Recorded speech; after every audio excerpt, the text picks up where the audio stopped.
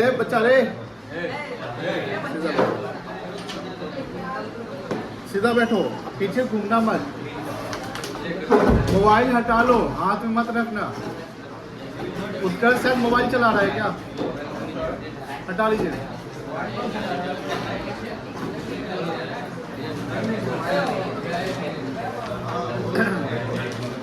आज का टॉपिक थोड़ा सा इंपॉर्टेंट है, ध्यान रखिएगा। आज का लेक्चर नंबर 4 चलेगा ना।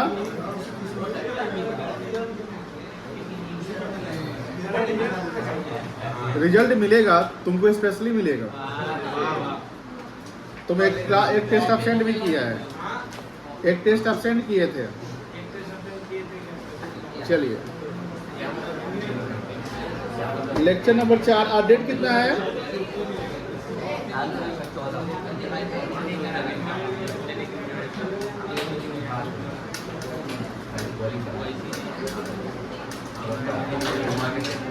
आज अम्बेडकर जयंती है ना।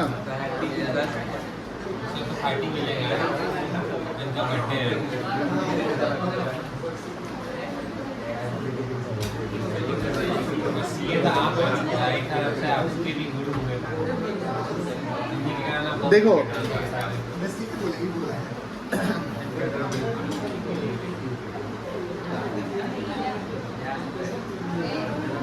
बातें नहीं करिएगा। चैप्टर कौन सा चल रहा है?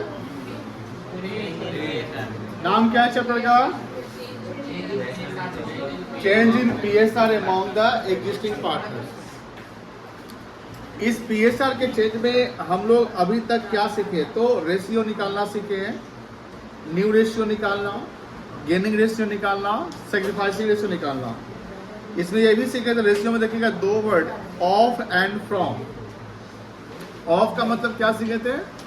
मल्टीप्लाई, और फ्रॉम का मतलब माइनस। कोई दिक्कत नहीं है, हमने कुछ सवाल भी बनाए थे।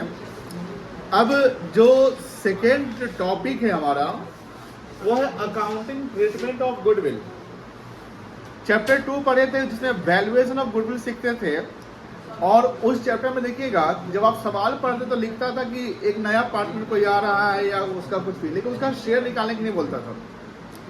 यहाँ पर क्या होगा कि जो रेशियो चेंज हो रहा है, ध्यान सुनिएगा, तो रेशियो चेंज होने से क्या होगा कि जो one of the existing partner है उसको फ्यूचर में गेन होगा, एंड अदर पार्टनर को फ्यूचर में उतना ही से क्या होगा? सैक्रिफाइस होगा। अब बात होती है कि जो गुडविल वैल्यूएशन होता है, ध्यान सुनना, वो गुडविल वैल्यूएशन होता है पास्ट ईयर प्रॉफिट से। किससे वैल्यूएशन होता है? पास्ट ईयर प्रॉफिट से। अब गुडविल का वैल्यूएशन पास्ट ईयर प्रॉफिट से हो रहा है, जो गुडविल फर्म ने सेल्फ जनरेट किया। तो हमने अभी सेल्फ जनरेट की बात कर रहे हैं, परचेज की बात नहीं कर रहे। तो जो सेल्फ जनरेटेड गुडविल है, फर्म जो है खुद से सेल्फ इंटरनली जनरेट करती है, जिसको बैलेंस शीट में हम लोग शो नहीं करते हैं, बट हम कोई इवेंट होने पे वैल्यूएशन करते हैं गुडविल का। तो रेशियो का चेंज होना एक तरीके से इवेंट कहलाता है। क्या कहलाता है? इवेंट कहलाता है। अब बात ये हो रही है कि रेशियो जब चेंज हो गया तो फ्यूचर में कुछ भी अगर एडजस्ट होगा, चाहे वो प्रॉफिट हो या लॉस हो, एसेट्स हो या लायबिलिटी हो, गेन हो या रिजर्व हो या कोई भी एक्यूमुलेटेड लॉस हो, वो सारे एडजस्टमेंट न्यू रेशियो के अनुसार होंगे। अब सुनिए ध्यान से, मान लो कि पिछले 5 साल से पार्टनरशिप फर्म ने अच्छा बिजनेस किया और जिससे उसने 1 लाख रुपया गुडविल बना लिया। गुडविल कैसे वैल्यूएशन करते हैं आप सीख कर आए हैं, कोई दिक्कत नहीं होना चाहिए। 1 लाख रुपया जो गुडविल बना लिया है फर्म ने, वो उसका सेल्फ जनरेटेड गुडविल है, जो गुडविल बना चुका है, बट वो बैलेंस शीट में शो नहीं करेगा बिकॉज वो परचेज गुडविल नहीं है। अब ये 1 लाख रुपया जो गुडविल बना हुआ तो पिछले 5 साल के अच्छे परफॉर्मेंस से बनकर तैयार हुआ है, जिस गुडविल को हम रखे हुए हैं। इन फ्यूचर अगर हम कभी भी बिजनेस को बेचे, मान लो कभी हम बिजनेस को क्या करें, तो उस 1 लाख रुपया जो गुडविल बना हुआ है वो तो मिल जाएगा ना। आप देखोगे सेल्फ गुडविल को हम रियलाइज कर सकते हैं जब हम बिजनेस को बेचते हैं तब। अब रेशियो चेंज हो रहा है। रेशियो क्या हो रहा है बेटा? चेंज हो रहा है। तो देखो ध्यान से, एक पार्टनर गेन करेगा, दूसरा क्या करेगा? सैक्रिफाइस, तो फ्यूचर में अगर गुडविल को बेचा जाएगा तो जो पार्टनर गेन कर रहा है उसको गुडविल का शेयर ज्यादा मिलेगा, बोलो हाँ या ना, तो उसका न्यू रेशियो ज्यादा है ना। और जो पार्टनर सैक्रिफाइस कर रहा है उसको गुडविल का पैसा क्या होगा, उतना से कम मिलेगा। तो बात यही होगी कि सर जो प्रॉफिट है गुडविल प्रॉफिट से बना हुआ है, तो बात यह है कि सर जो पार्टनर गेन करेगा उसकी एक मोरल ड्यूटी बनेगी कि सैक्रिफाइसिंग पार्टनर को उतना गुडविल हम क्या करते हैं राइट नाउ, कॉम्पनसेट कर देंगे। क्योंकि गुडविल किससे बनता है, प्रॉफिट से बनता है। पहला लेक्चर में ही हमने सीखा था ये प्रॉफिट वाला पार्ट याद है, यहाँ तो पढ़ा तो कोई दिक्कत नहीं है। तो यहाँ प्रॉफिट का कॉन्सेप्ट समझा था, वहाँ गुडविल का कॉन्सेप्ट समझना है। बट गुडविल में ये भी रखना है कि गुडविल जो फॉर्म ने क्रिएट किया सेल्फ जनरेटेड, अगर परचेज गुडविल है तो फिर वहां पर कॉम्पनसेशन नहीं हो। बिकॉज परचेज गुडविल का मतलब क्या हुआ कि गुडविल हमने खरीद रखा है जिसका हम पेमेंट एक्स्ट्रा कहीं किए हैं, तो that goodwill purchase goodwill compensate नहीं होगा। कौन सा गुडविल कॉम्पनसेट होगा, सेल्फ जनरेटेड गुडविल। और वो सेल्फ जनरेटेड गुडविल कहाँ दिखेगा, बैलेंस शीट के नीचे दिखेगा। जो बैलेंस शीट के नीचे एडजस्टमेंट्स होंगे, इंफॉर्मेशन होंगे, उसमें दिखेगा। सर आपने सेल्फ जनरेटेड का कॉन्सेप्ट समझाया, परचेज वाले का क्या करेंगे। देखिए परचेज गुडविल का कहानी क्या होगा इस कॉन्सेप्ट में, जो रिकॉन्स्टिट्यूशन पढ़ रहे हैं हम लोग, क्या पढ़ रहे हैं, रिकॉन्स्टिट्यूशन कॉन्सेप्ट। जो गुडविल बैलेंस शीट में मौजूद है, जो परचेज गुडविल है, वो तो हमने एक्स्ट्रा पेमेंट किसी किया होगा, किसी बिजनेस करता होगा, वो गुडविल रियलाइज नहीं होगा ना। वो गुडविल रियलाइज नहीं हो, क्यों नहीं होगा, क्योंकि सर आपने उस गुडविल को खुद से बनाया नहीं है। जब आप बिजनेस अपना बेचने जाओगे तो अपना गुडविल जो बना रखे हो वो रियलाइज करोगे। बात समझा रही ना। तो जिस गुडविल का हमने एक्स्ट्रा पेमेंट किया है, जो हमको इकोनॉमिक बेनिफिट्स नहीं देने वाला है, उसको क्या करेंगे, हम अपने पार्टनर्स के बीच में उसको राइट ऑफ कर लेंगे। क्या कर लेंगे, राइट ऑफ कर लेंगे। अब गुडविल बैलेंस शीट के एसेट्स में दिखता है, गुडविल बैलेंस शीट के एसेट्स में दिखता है, तो उसको राइट ऑफ करने के लिए उस गुडविल को क्या करना पड़ेगा, क्रेडिट करना पड़ेगा। जो गुडविल बैलेंस शीट में दिख रहा है एसेट साइड, उस गुडविल का बैलेंस डेबिट होता है। क्या होता है बेटा, डेबिट होता है। उसको राइट ऑफ करने के लिए उसको क्या करना पड़ेगा, क्रेडिट करना पड़ेगा। और ये right of among the partners करेंगे, अमॉन्ग द पार्टनर्स करेंगे, यानी पार्टनर्स को हमको करना पड़ जाएगा डेबिट, बिकॉज वो गुडविल हमको कोई इकोनॉमिक बेनिफिट से नहीं देने वाला है। तो सर किस गुडविल को राइट ऑफ करेंगे सर, जो गुडविल बैलेंस शीट में है, परचेज गुडविल। एग्जाम क्वेश्चन में परचेज गुडविल वर्ड नहीं लिखा रहेगा, लिखा रहेगा बैलेंस शीट में अपीयर है या बुक्स में अपीयर है, show in the books, appears in the books.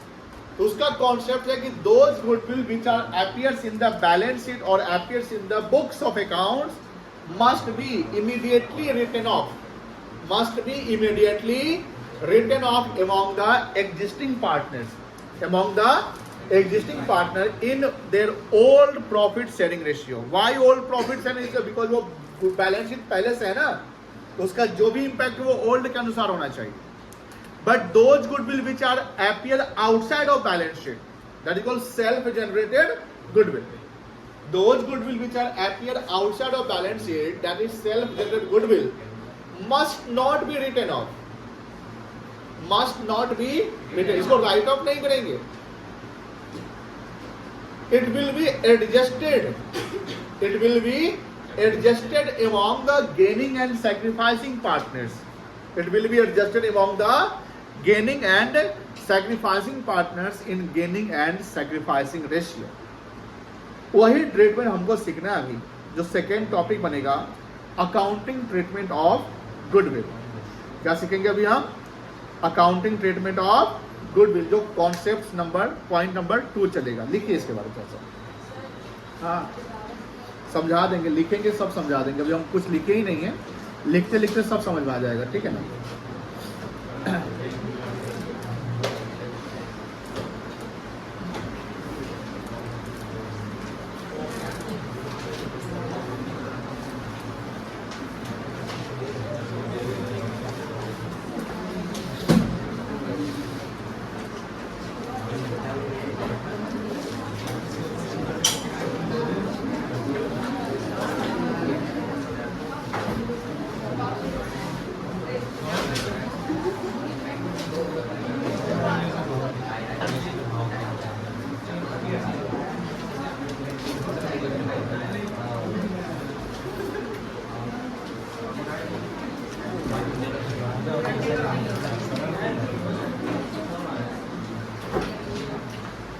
at the time of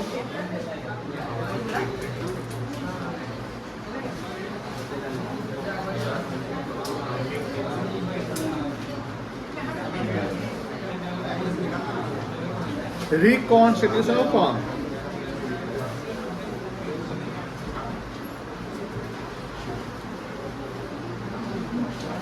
Goodwill of the firm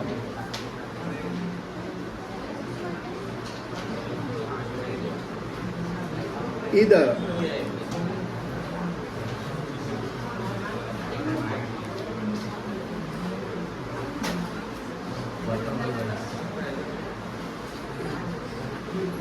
self-generated goodwill or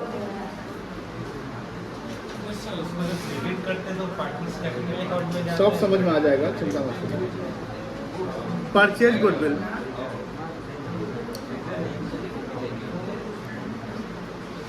आप थोड़ा यहाँ पे आइए। अब लास्ट क्लास कब आए थे और इतना दिन कहाँ थे आप पेरेंट्स से हमको बात करवा दीजिए। कॉल लगाइए,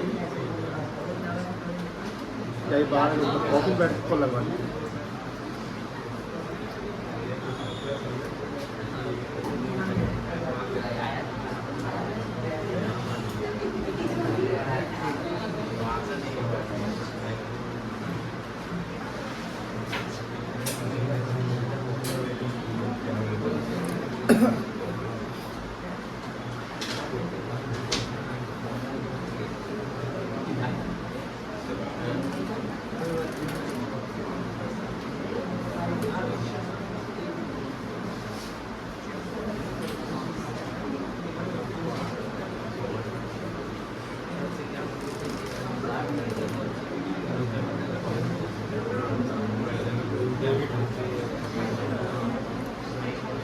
कॉल लग जाए तो बोल देना।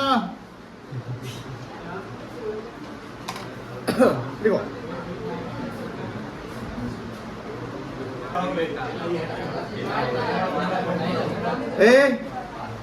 ध्यान से, मेन टॉपिक है, गड़बड़ा जाएगा। देखो अकाउंटिंग ट्रीटमेंट ऑफ गुडविल में जैसे हम दो गुडविल देख रहे हैं,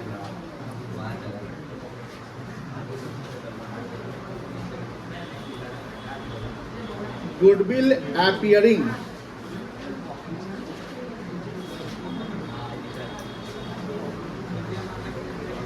अभी नहीं लिखेंगे कोई बच्चे,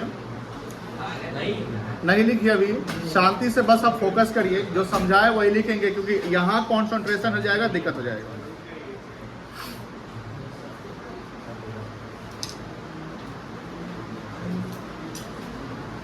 ध्यान से देखिएगा, वो लिखे एक गुडविल जो बुक्स में अपीयर्स है। आप देखो ध्यान से, इस बुक्स को कहीं कहीं बुक्स लिखा रहेगा, कहीं कहीं बैलेंस शीट लिखा रहेगा।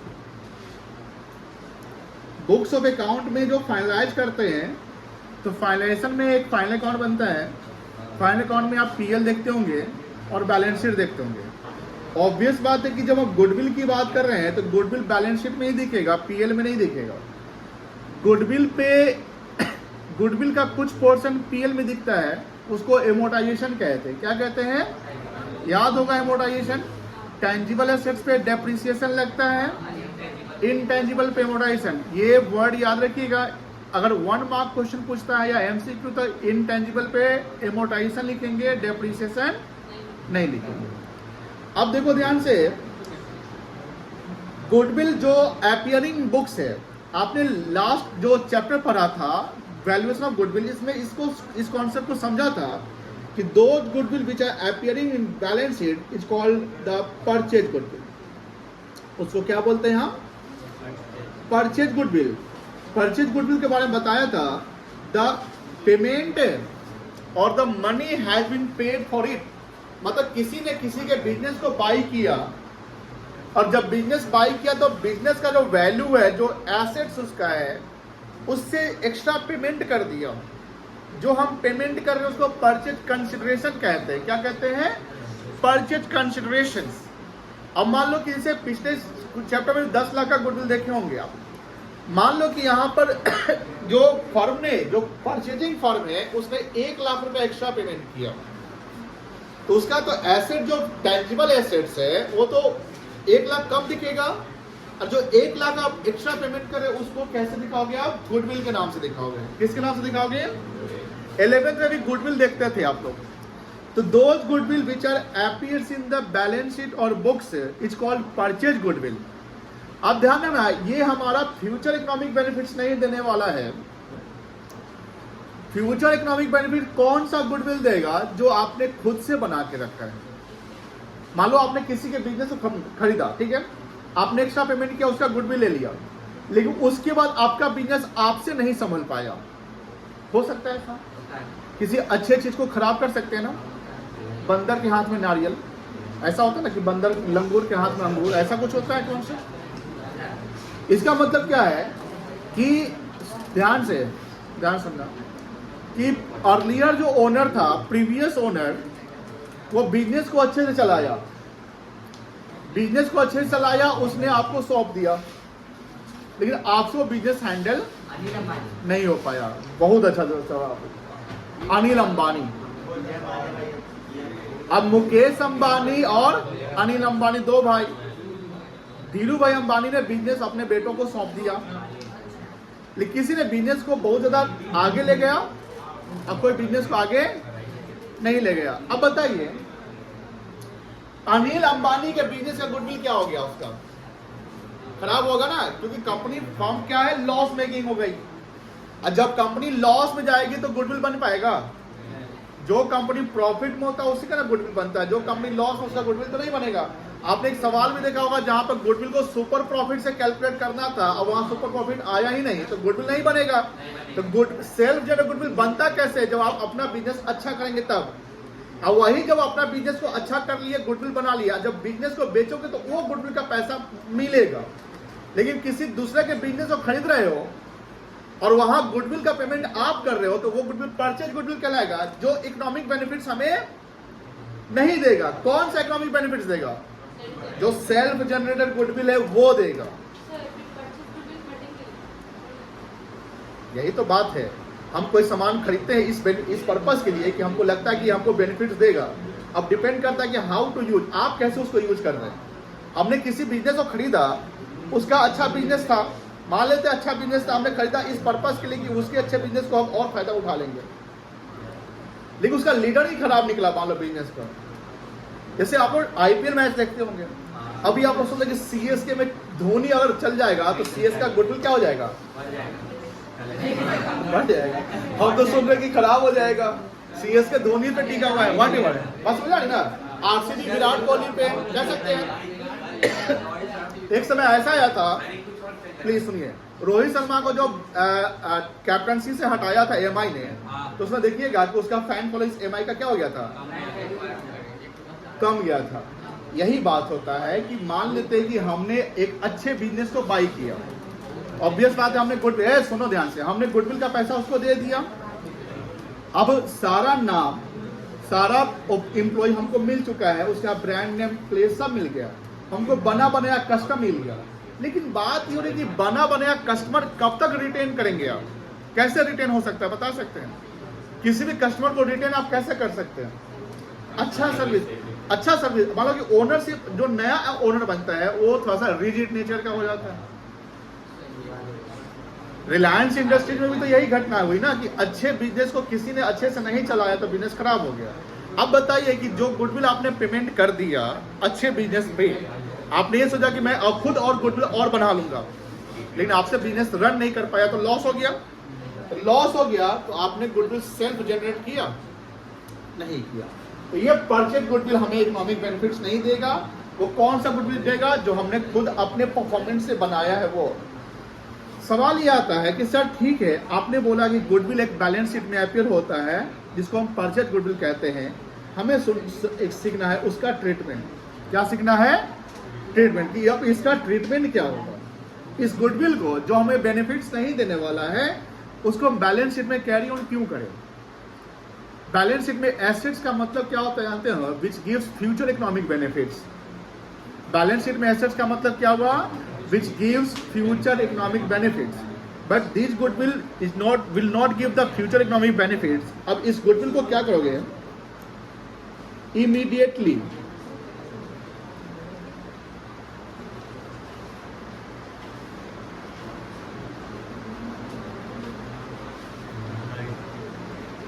राइट ऑफ कर देंगे.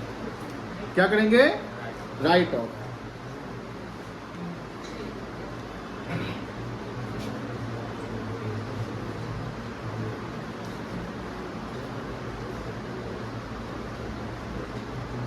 Among the existing partners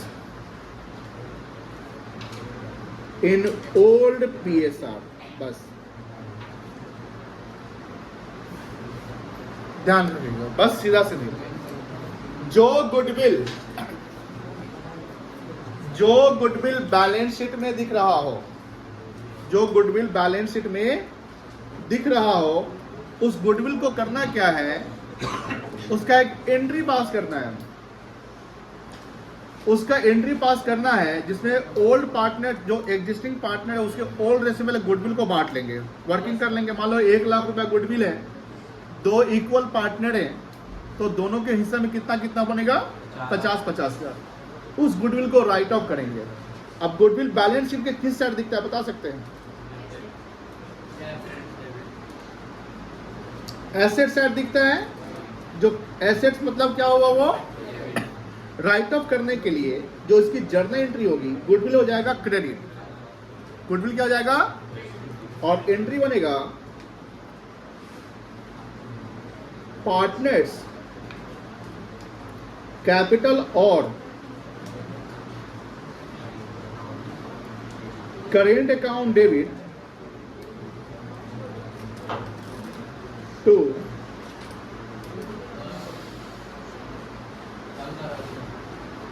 क्या दिक्कत है? कल का अरे बादशाह क्या कर रहा है उसको?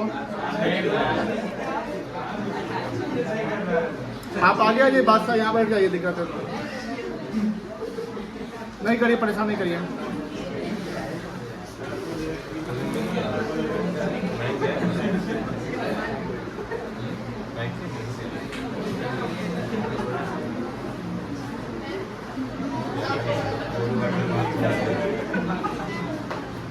अरे बच्चा लो पीछे, इंपॉर्टेंट टॉपिक चल रहा है.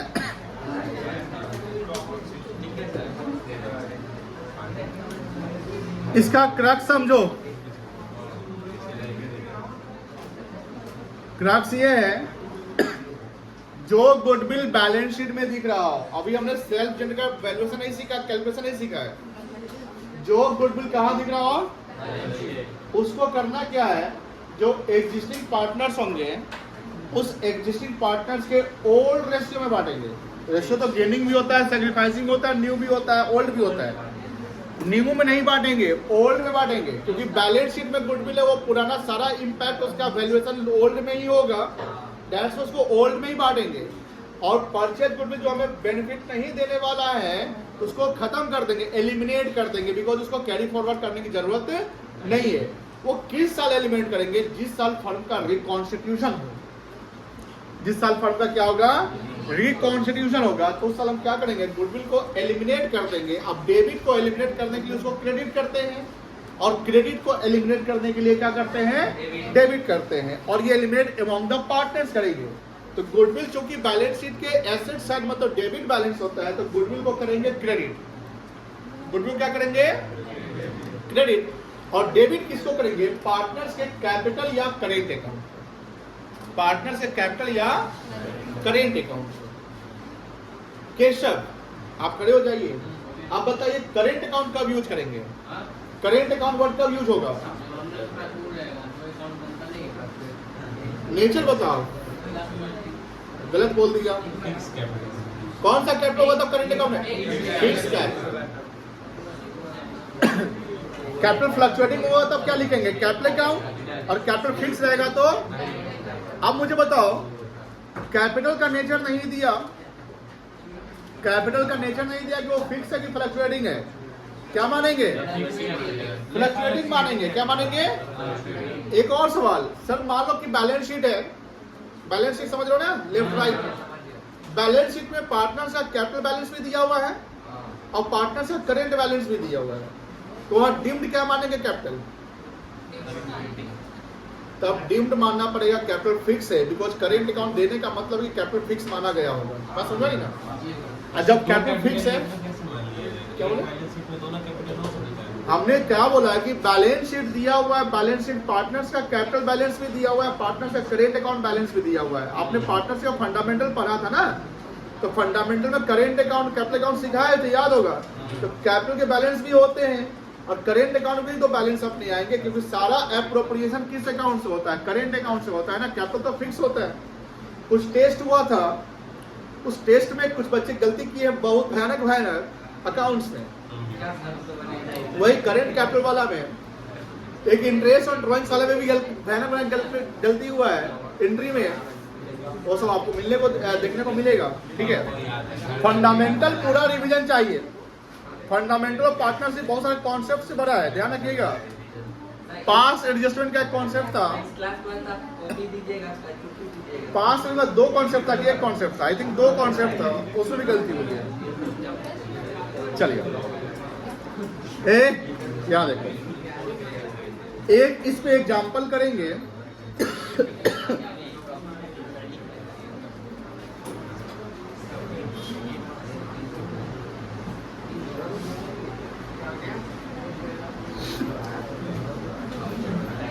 बच्चा लोग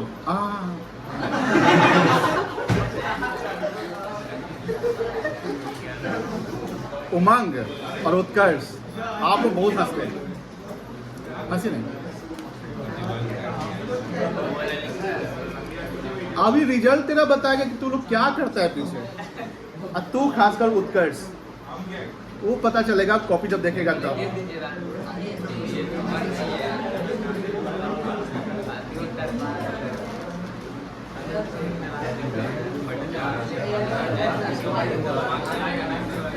हाँ हुआ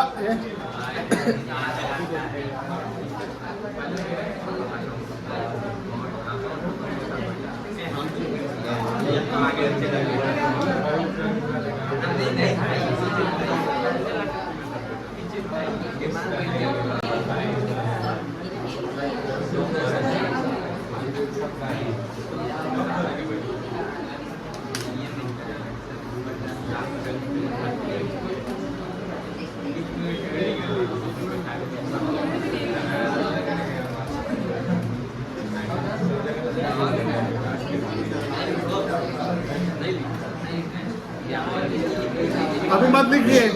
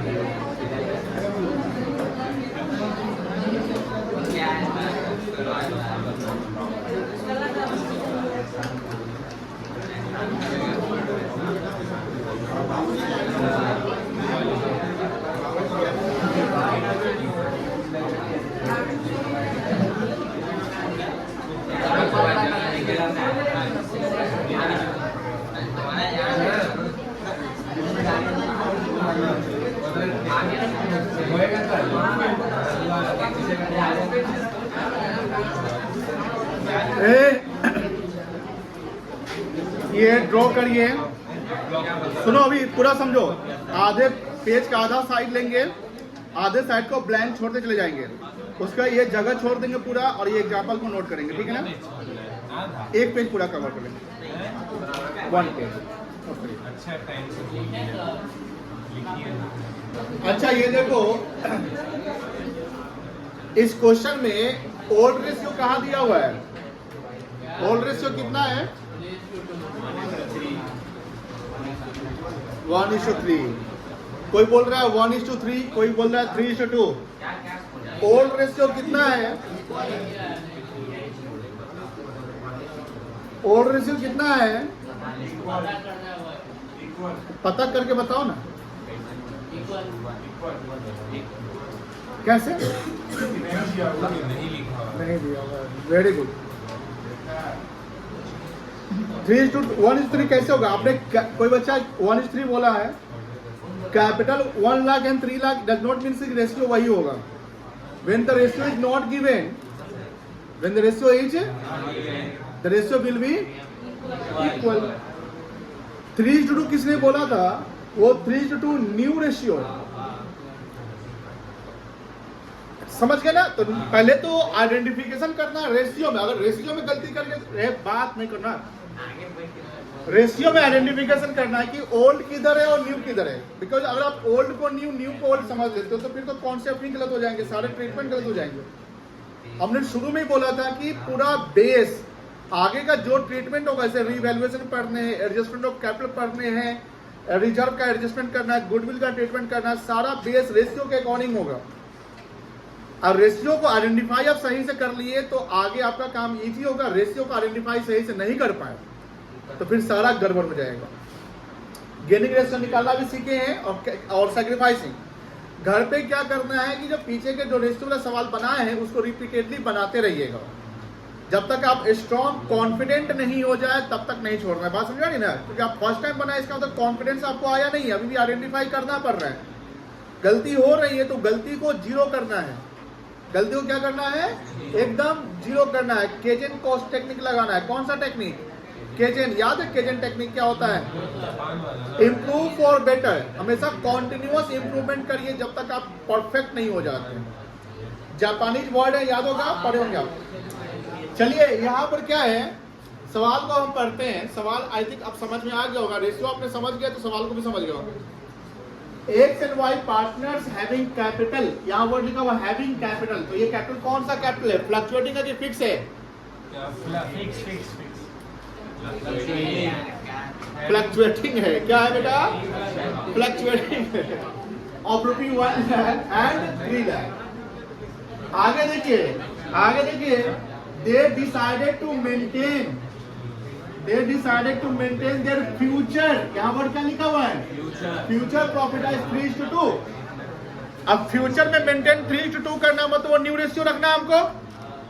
आगे है at the time of change in ratio, मतलब जब वो डिसाइड कर रहे हैं कि हमको ये रखना है तो उस समय क्या होता है कि वो चेक करता है कि बैलेंस शीट में कुछ दिख रहा है तो लिखता है goodwill was appearing in the books. ये बैलेंस शीट में गुडविल है तो गुडविल जो अपीयर है बुक्स में वो उसका वैल्यू कितना था? 70,000। पास journal entry and also calculate the gaining and sacrificing ratio. अब हमें एंट्री पर एक पास करना है और गेनिंग और सैक्रिफाइसिंग रेशियो भी कैलकुलेट करना है। यहां कॉन्सेप्ट्स पे आइए जो अभी आपने लिखा था।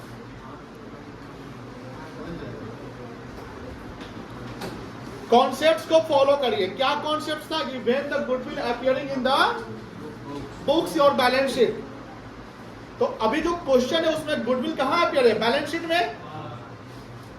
उस 70,000 रुपया, क्योंकि जहां पैसा वहां अकाउंटिंग है। बात ये ना होती है कि where is money there is accounting.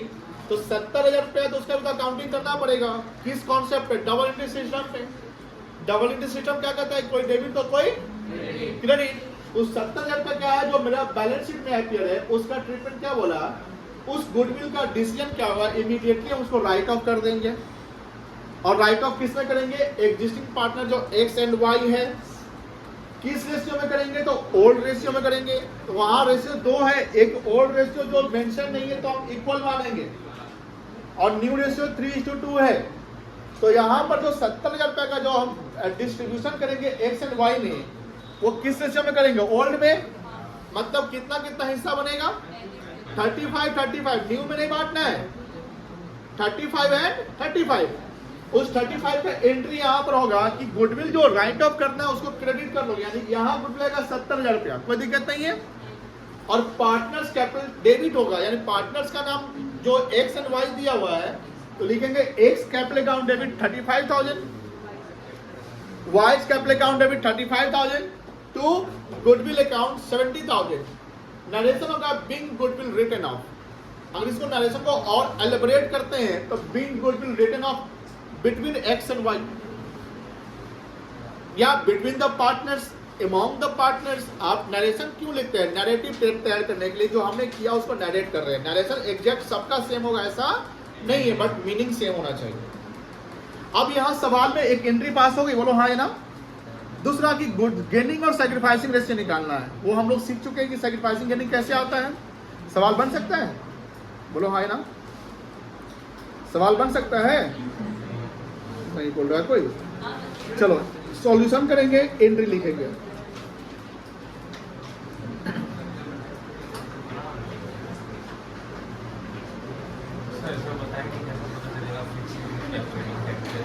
अभी तो हमने मेंशन किया कि जब कैपिटल का नेचर नहीं दिया जाएगा तो उसको हम फ्लक्चुएटिंग मानते हैं.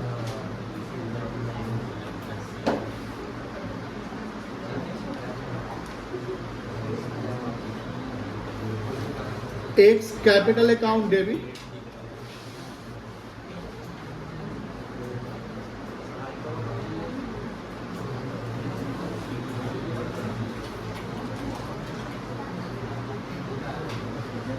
Wise capital account. लिखिए बेटा, लिखते रहिए.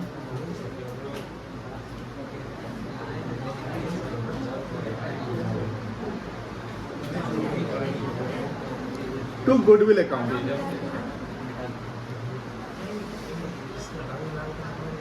बातें नहीं करो प्लीज, आपको समझ में आ जाएगा. इन लोगों को नहीं ना समझ पाएगा, इनका दूसरा क्लास इस चैप्टर का. आप बात समझिए. अगर ये काम कर रहे हो तो समझ लो कि आप पाप के भागीदार बन रहे हो.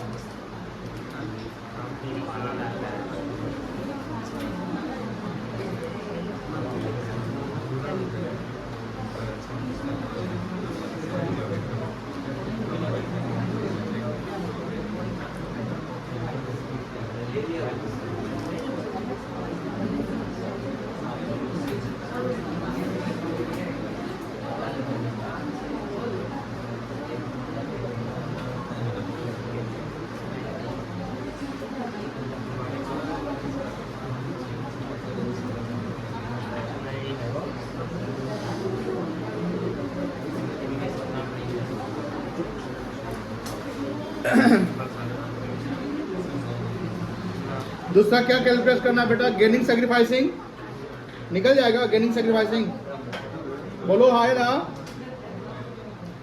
एंट्री करो और गेनिंग सैक्रिफाइसिंग खुद से निकालो.